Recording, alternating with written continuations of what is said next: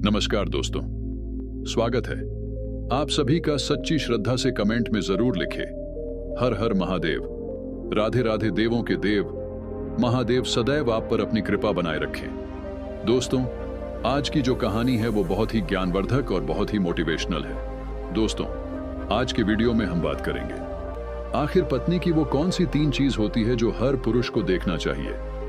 दोस्तों, जो पुरुष अपने पत्नी के इन 3 चीजों को देखा है वह अपने जीवन में कभी भी गरीब नहीं।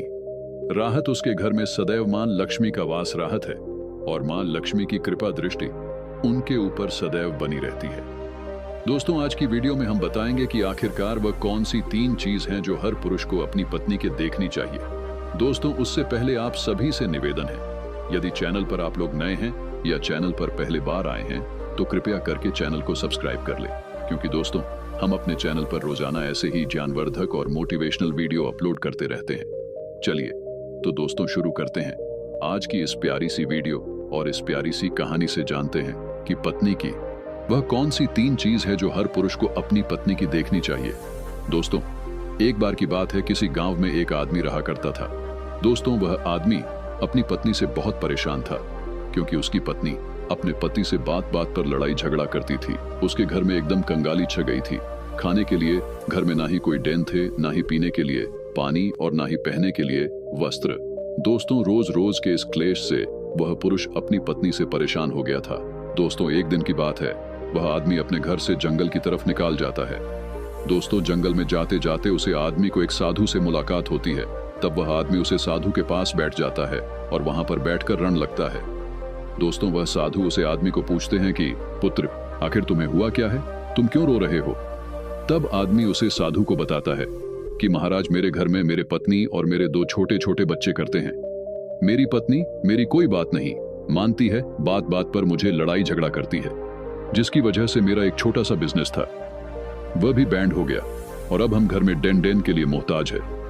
हमारे घर में खाने के लिए कुछ भी नहीं है, पीने के लिए पानी नहीं है और पहनने के लिए वस्त्र नहीं है।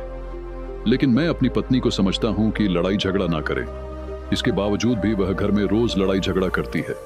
इस वजह से मैं बहुत दुखी हूं और बहुत परेशान हूं, इसलिए मैं घर छोड़कर आपकी शरण में आया हूं। दोस्तों, वह साधु महाराज उसे आदमी को बोलते हैं कि पुत्र, तुम रो मत, आज मैं तुम्हें ऐसे 3 चीज बताने जा रहा हूं जो पुरुष अपनी पत्नी की 3 चीजों को देखा है वह पुरुष अपने जीवन में कभी भी गरीब नहीं राहत है और ना ही उसके घर में कभी लड़ाई झगड़ा होते हैं और उसके बिजनेस में तरक्की होती है। दोस्तों, तो वह साधु महाराज उसे आदमी को बताते हैं कि मैं तुम्हें जो बातें बताने जा रहा हूं उन 3 चीजों को गांठ बंध लो। तब आदमी उसे साधु महाराज की बातें बहुत जोर से सुनता है और साधु महाराज से बोलना है कि प्रभु, आप मुझे जल्द से जल्द बताइए वह कौन से 3 चीज है जो हर पुरुष को अपने पत्नी की देखनी चाहिए। दोस्तों, तब वह साधु महाराज उसे आदमी को एक कहानी सुनते हैं। तो चलिए दोस्तों, गुरुजी से ही सुनते हैं इस कहानी के बड़े में। दोस्तों, किसी नगर में एक सेठ रहा करता था। उसे सेठ का बहुत बड़ा व्यापार था। उसके घर में सेठ और उसकी पत्नी रहा करते थे। उसे सेठ और सेठानी में आपस में बहुत प्रेम था। उनके घर में कभी भी लड़ाई झगड़ा, किसी प्रकार का कोई अंधा क्लेश नहीं होता था। इसलिए उसके घर में सदैव मां लक्ष्मी का वास राहत था और उनके बिजनेस में दिन दुगनी रात चौगुनी तरक्की होती थी। उन सेठ सेठानी में इतना प्रेम था कि आसपास के लोग उनके इस प्रेम को देखकर जल जय करते थे। दोस्तों, सेठ और सेठानी के इस प्रेम की मिसाल हर गांव वाले देते थे। ऐसे कर करके उसे सेठ और सेठानी की बात उसे गांव की राजा तक भी पहुंच जाती है। दोस्तों, जब सेठ जेठानी की बात उसे राजा के पास पहुंचती है तो वह राजा भी उनके प्रेम की मिसाल की तारीफ करते हैं और कहते हैं, हमारे गांव में एक पुरुष और स्त्री ऐसे भी है जिनके घर में कभी भी लड़ाई झगड़ा नहीं होते हैं। उन दोनों में आपस में इतना प्रेम है कि जितना मैं आज तक अपनी जिंदगी में कभी भी नहीं देखा। दोस्तों, एक बार की बात है, वह राजा पूरे नगर में ढिंडोरा पिटवाते हैं और कहते, इस राज्य में जितने भी लोग हैं वो सभी लोग अपने अपने घर में दिया जलाकर रखेंगे। तब राजा की रानी अपने राजा से पूछते हैं कि महाराज, आखिरकार आप सभी के घर में दिया क्यों जलवा रहे हैं। राजा रानी की बात सुनकर रानी को बोलते हैं कि दीपक प्रेम की निशानी होती है। जिसके घर में दीपक जलता है उसके घर में सदैव ही प्रेम बना राहत है और मैं चाहता हूं कि जो प्रेम सेठ और सेठानी के बीच में है वही प्रेम हमारे इस नगर में, हमारे इस राज्य में हर पति और पत्नी के बीच में हो। इसलिए मैं हर घर में दीपक जालना चाहता हूँ। दोस्तों, राजा की एक पूरे नगर में ढिंडोरा पीटते हैं और बोलते हैं सभी के घर में दीपक रात भर जालना चाहिए। दोस्तों, राजा की बात मानकर सभी नगरवासी अपने अपने घर में दिया जलते हैं, लेकिन जैसे ही आधी रात होती है सभी के घर के दीपक बुझ जाते हैं, लेकिन उसे सीट और सेठ हनी के घर की दीपक कभी भी नहीं बुझाता है, क्योंकि दोस्तों दीपक प्रेम की निशानी होती है और जो सेठानी थी वह अपने घर की दीपक को सदैव जलाए रखती थी, जिससे सेठ और सेठानी का प्रेम बरकरार रहे।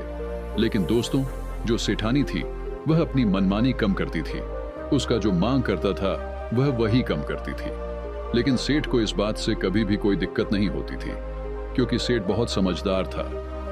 वह सोचता था कि यदि मैं अपनी पत्नी को रोक टोक करूंगा तो घर में बेवजह ही लड़ाई झगड़ा होंगे। दोस्तों, इसीलिए सेठ सेठानी की कई चीजों को और कई बटन को अनदेखा करता था।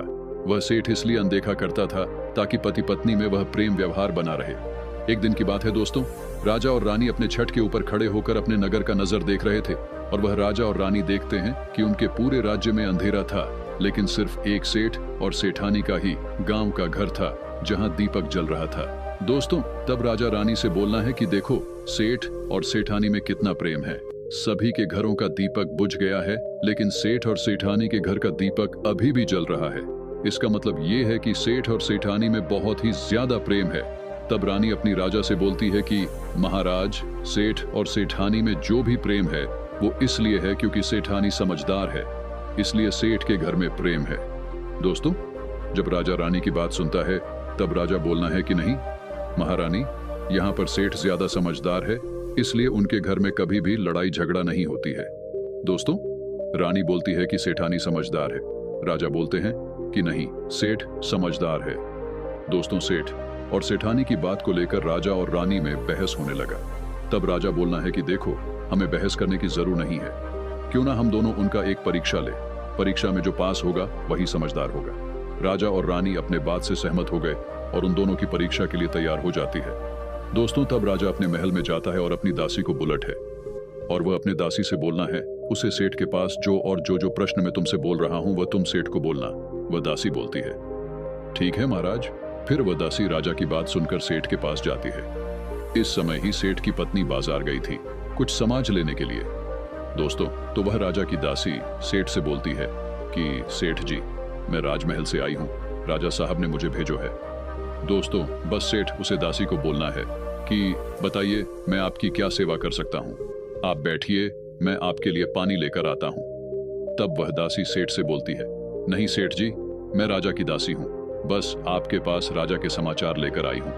दोस्तों, तब वह सीट बोलना है कि ठीक है दासी, आप मुझे बताइए राजा साहब, राजा ने क्या समाचार भेजो है मेरे लिए। तो दोस्तों, वो दासी सेठ से बोलते हैं कि सेठ जी, राजा साहब ने मुझे ये बोले हैं यदि तुम अपनी पत्नी को छोड़ देते हो तो वह तुम्हें खूब सारे हीरे और जवाहर देंगे, तुम्हें राजमहल में एक अच्छे पोस्ट पर नौकरी भी देंगे। लेकिन सेठ राजी नहीं हुए। दूसरी बात, रानी ने राजा से बोला था कि नहीं, सेठ समझदार नहीं है, सेठानी समझदार है। दोस्तों, सेठ और सेठानी के बटन को लेकर राजा और रानी में फिर से कहा सनी होने लगी। तब रानी राजा से बोलती है कि तुमने सेठ की परीक्षा ली है, मैं भी सेठानी की परीक्षा लेना चाहती हूं, तब इससे बात क्लियर हो जाएगा कि सेठ और सेठानी में कौन ज्यादा समझदार है। तो वह राजा रानी को आदेश देता है कि प्रिया, तुम भी एक बार सेठानी की परीक्षा ले लो। तब रानी अपने राजमहल से एक दास को उस सेठानी के पास भेज दिया और अपने दास से बोलती है कि जो मैं तुम्हें बोल रही हूं ये सारी चीज जाकर उस सेठानी को बोलना। तब राजा का दास उस सेठानी के पास जाता है। इधर से सेठ अपने कम के सिलसिले में कहानी बाहर गया हुआ था, घर पर सेठानी ही अकेली थी। दोस्तों, दास मौका देखकर उस सेठानी के पास पहुंचता है और सेठानी से बोलना है कि सेठानी जी, मैं राजमहल से आया हूं, मुझे रानी साहिब ने भेजो है। दोस्तों, तब वह सेठानी बोलती है ठीक है, बताइए किस लिए तुम्हें रानी साहब मेरे पास भेजो है। दोस्तों, तब वह दास सेठानी से बोलना है कि रानी साहिब ने बोला है कि यदि तुम अपने पति को छोड़ दोगी तो वह बहुत सारे हीरे जवाहरात देंगे, और अगर तुम अपने पति को मार दोगी तो वह तुम्हें अपने राज्य का आधा हिस्सा दे देंगे। दोस्तों, दास की बात सुनकर सेठानी तैयार हो जाती है और कहती है ठीक है, यदि रानी साहिब राज्य की आधा हिस्सा मुझे देगी तो मैं अपने पति को मार दूंगी। दोस्तों, तब उसे राजा का दास उसे सेठानी से बोलना है कि मुझे कैसे पता चलेगा कि तुमने सेठ जी को मार दिया है। दोस्तों, तब सेठानी राजा के दास से बोलती है कि मेरे घर में जो दीपक जल रहा है वह तुम्हें दिख रहा है। तब दास बोला, हाँ, दिख रहा है। तब सेठानी उसे राजा के दास से बोलती है कि जब मैं अपने पति को मार दूंगी तो मैं ये दिया बुझा दूंगी, तो तुम्हें पता चल जाएगा कि मैं अपने पति को मार दिया है।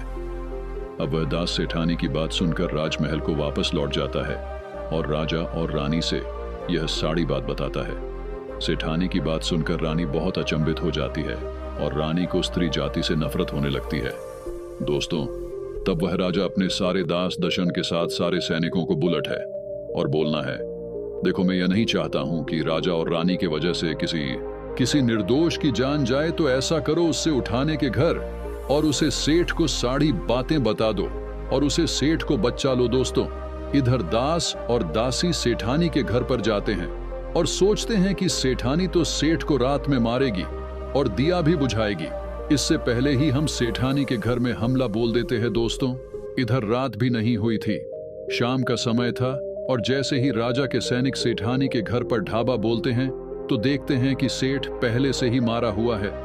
दोस्तों, तब राजा और रानी के दास ही उसे सेठानी से बोलते हैं, सेठ जी तो मारा पड़ा है, लेकिन सेठ को तो तुम्हें रात में ही करने के लिए बोला गया था। दोस्तों, तब वह सीट नहीं उसे दास और दासी से बोलती है कि सेठ को तो मुझे मारना ही था, रात में तो मुझे दिया बुझाना था, इसलिए सेठ को तो मैंने दिन में ही जहर देकर मार दिया है।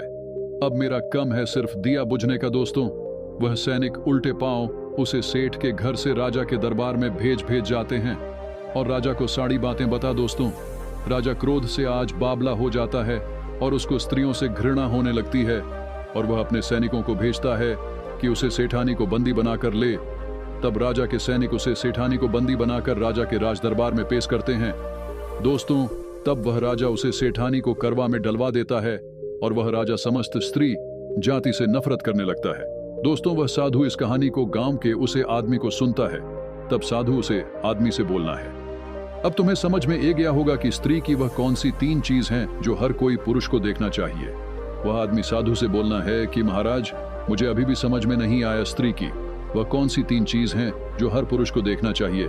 दोस्तों, तब वह साधु उसे आदमी को बताते हैं कि हर पुरुष को अपने स्त्री के सबसे पहले चीज यह देखनी चाहिए कि वह कहां पर जा रही है। दोस्तों, जो पुरुष अपने स्त्री की यह चीज देखा है कि पत्नी वहां पर रही है वहां पर जा रही है, तो उसके घर में कभी लड़ाई झगड़ा नहीं होते हैं और वह अपनी पत्नी के ऊपर नियंत्रण कर पाता है। दूसरी चीज है, पुरुष को पत्नी के अंदर यह चेंज देखनी चाहिए कि उसकी पत्नी के बोलचाल कैसी है, वह अपने पति की इज्जत कर रही है कि नहीं, अपनी पति की बात मान रही या फिर नहीं। जो स्त्री अपने पुरुष की बात नहीं मानती है, अपने पति की इज्जत नहीं करती है, वह अपने पति के साथ कुछ भी कर सकते हैं, जैसे कि उसे सेठानी ने उसे सेठ के साथ किया था। इसलिए हर पुरुष को अपनी पत्नी की यह चीज देखनी चाहिए। तीसरी चीज, वह साधु उसे आदमी को बताता है कि हर पुरुष को पत्नी के चल चालान जरूर देखना चाहिए। दोस्तों, जो पुरुष अपने पत्नी के चल चालान देखा है और उसके चल चालान पर उससे ज्यादा प्रेम नहीं करता है, उसको अपने कंट्रोल में करके रखना है, तो उसके घर में लड़ाई झगड़ा कभी भी नहीं होते। दोस्तों, जो स्त्रियां अपने घर पर मनमानी चलती हैं और पति की बटन को नहीं मानती है, उनके घर में इस तरीके की मुसीबत आई है। दोस्तों, ये 3 बातें वह साधु महाराज उसे आदमी को बताता है और फिर वह आदमी इन 3 चीजों को गांठ बंद लेट है और साधु को प्रणाम करके अपने घर पर चला जाता है। दोस्तों, मैं उम्मीद करता हूं आपको इस कहानी से बहुत कुछ सीखने को मिला होगा।